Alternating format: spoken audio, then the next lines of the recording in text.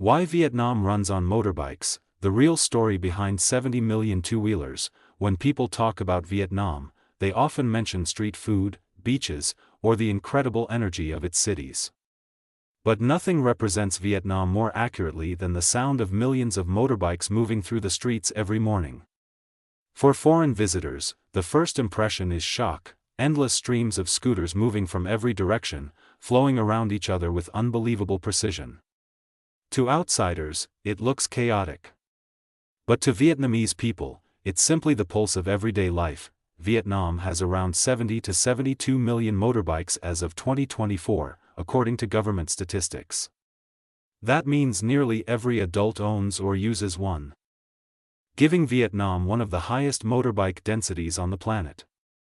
During rush hour, a major intersection in Hanoi or Ho Chi Minh City can see 15,000 to 20,000 motorbikes per hour, creating a visual that is almost surreal to foreign eyes.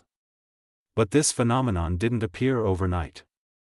It is the result of geography, economics, culture, history, and social behavior all interacting in a very Vietnamese way. To understand why motorbikes dominate Vietnam, you must begin with the structure of Vietnamese cities.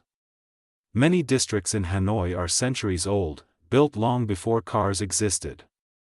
The Old Quarter, for example, has over 200 small alleys narrower than 2 meters, where only motorbikes or pedestrians can pass. Even in new urban areas, streets are often designed for flexibility rather than wide lanes. Cars simply cannot reach most homes, shops, or cafes. In contrast, motorbikes can go anywhere: narrow alleys, sidewalks, temporary roads, and tiny shortcuts that don't even exist on Google Maps. In Vietnam, distance is not measured in kilometers but in minutes, and the motorbike is the only vehicle that makes this possible. The second factor is economics. Cars in Vietnam are extremely expensive because of import taxes, special consumption taxes, and registration fees. A car that costs $20,000 in the United States can easily reach $40,000 or more in Vietnam. Meanwhile, the average Vietnamese annual income is around $4,200. For most families, owning a car is financially impossible or simply not worth the investment. A new motorbike, on the other hand, costs between $800 and $2,500, with maintenance and gasoline costing very little. The calculation is simple: motorbikes provide maximum mobility at minimum cost, but economics alone can't explain why the motorbike became a cultural icon. The deeper story lies in Vietnam's transformation during the 1990s and early 2000s. After the economic opening known as Doi Moi, the country experienced dramatic growth. During this time, owning a motorbike, especially a Honda Dream, became a symbol of upward mobility. A family purchasing its first motorbike was a moment of pride, much like buying a first home in Western countries. Motorbikes carried parents to work, children to school, brides to their wedding ceremonies, and farmers to the market. In many ways, they carried an entire generation from poverty to prosperity. This emotional and historical connection still remains today. Even young Vietnamese, who could afford cars, often choose motorbikes because it represents freedom, independence, and convenience. It is not unusual to see teenagers riding to school, couples going on dates, or families of 4 traveling together on a single bike. It may surprise foreigners, but these scenes reflect a lifestyle centered on closeness, practicality, and community, values deeply embedded in Vietnamese culture. Motorbikes also power Vietnam's economy, quite literally.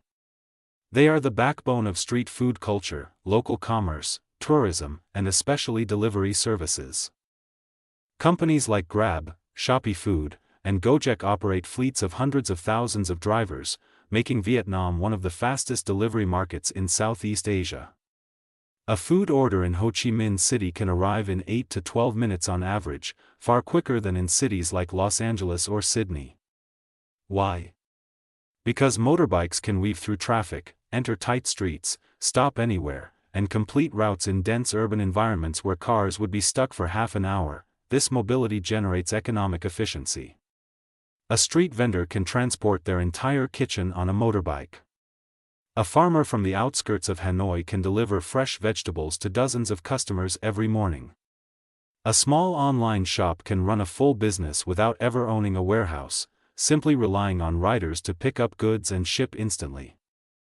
Motorbikes make Vietnam's informal economy extremely fast, flexible, and resilient. They aren't just vehicles, they are economic engines. Foreigners often worry about safety when watching Vietnamese traffic. And it's true, the visual impression is shocking. But there is a surprising logic behind the movement. Vietnamese traffic operates on a concept of shared awareness rather than strict rule enforcement. Drivers constantly scan their surroundings, predict others' movements, and adjust smoothly. The average city speed is only 20 to 35 kilometers per hour, reducing the severity of accidents. While Vietnam still has road safety challenges, the system works far better than outsiders expect, because everyone participates in a kind of silent negotiation every second they are on the road.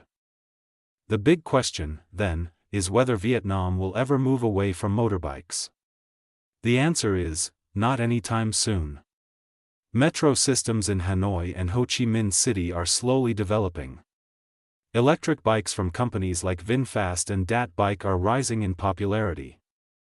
And policymakers are discussing motorbike restriction zones by 2030.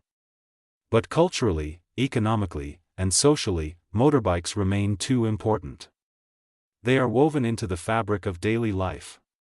Even if Vietnam becomes richer, even if cities expand their public transport, the motorbike will continue to exist, perhaps cleaner, quieter, electric, and more modern, but still essential. In the end, the story of Vietnamese motorbikes is the story of Vietnam itself: fast, flexible, creative, adaptive, sometimes chaotic, but always full of life. On two wheels, you can see the country's history, its values, and its unstoppable momentum. And that is why Vietnam does not simply use motorbikes, it runs on them.